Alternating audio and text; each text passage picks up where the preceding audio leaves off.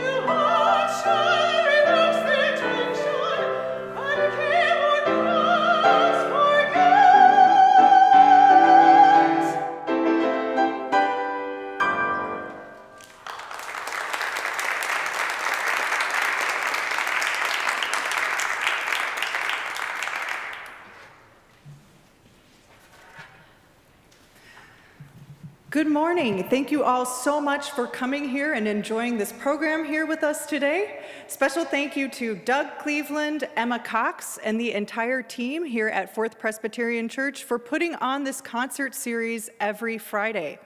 We are so grateful to be here. In celebration of Black History Month, Sharon and I are honored to highlight the music of Black composers Rosephanie Powell and Florence Price in this program today. You just heard Songs for the People by Rosephanie Powell. It's from her collection of songs titled Miss Wheatley's Garden, named for Phyllis Wheatley, who is the first Black woman to publish a book of poetry in America. Later on, you'll hear the words of important Black activists Ida B. Wells, Mary Church Terrell, and Sojourner Truth in Resolved. But first, we'll go a little further back in time to pay tribute to some of our favorite women composers who paved the way for many female artists today. 17th century composer Barbara Strozzi published her music without financial support of the church or noble patronage, something that was quite an accomplishment for any composer of that era, let alone a woman composer. Talented sisters Nadia and Lily Boulanger grew up in a musical household and each became prolific, award-winning composers. Though Lily died tragically young, Nadia devoted much of her remarkably long life to training the next generation of composers. And since today is Valentine's Day, it does seem fitting that this next set of songs will speak to love, lust, longing, and yes, even heartbreak.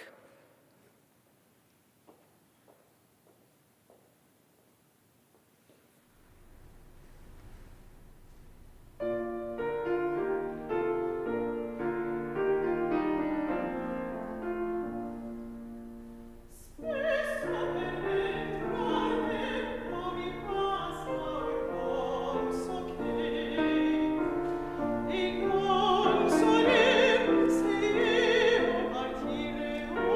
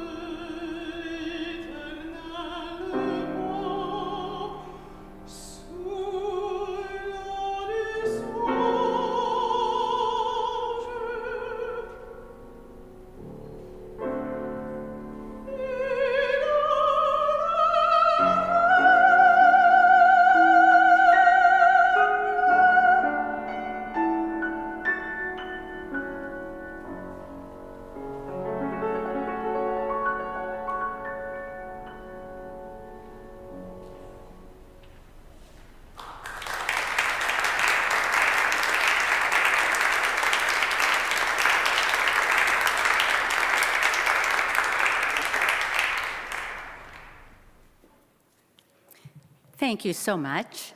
It is my turn now to share two of my favorite composers' pieces. Florence Beatrice Smith Price is getting more recognition these days for her substantial compositions. Although she uses traditional classical forms, her unique voice as an African-American composer shines through. This second movement from her sonata in E minor is a rondo, beginning with a spiritual-like theme, and its simple melody and syncopated rhythms contrast with the romantic secondary themes. And I must say, I take my liberties with adding a bit of romance in the style. It is Valentine's Day. Stacy Garrup's The Solitude of Stars is a piano version of her third and final movement of her original Postcards from Wyoming. These pieces were a result of Garrup spending time in the Wyoming prairie in awe of the nighttime view of starry heavens devoid of city lights. The rocking eighth notes represent the slow passage of time as the listener is drawn in to the celestial beauty of the night sky.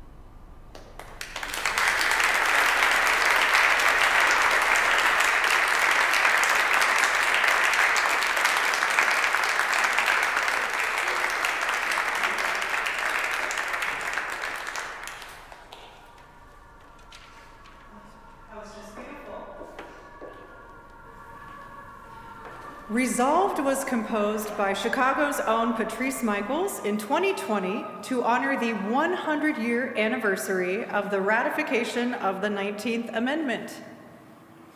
Words from convention resolutions are juxtaposed with letters and speeches from some of the very important women behind the women's suffrage movement. As we've immersed ourselves in this work, Sharon and I are both struck by how relevant these words are still today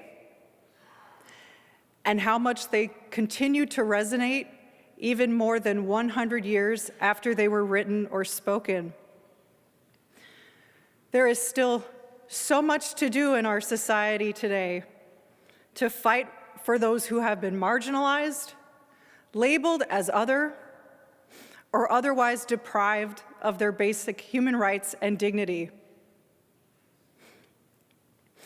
And now, Resolved, Songs of Women's Suffrage and the 19th Amendment.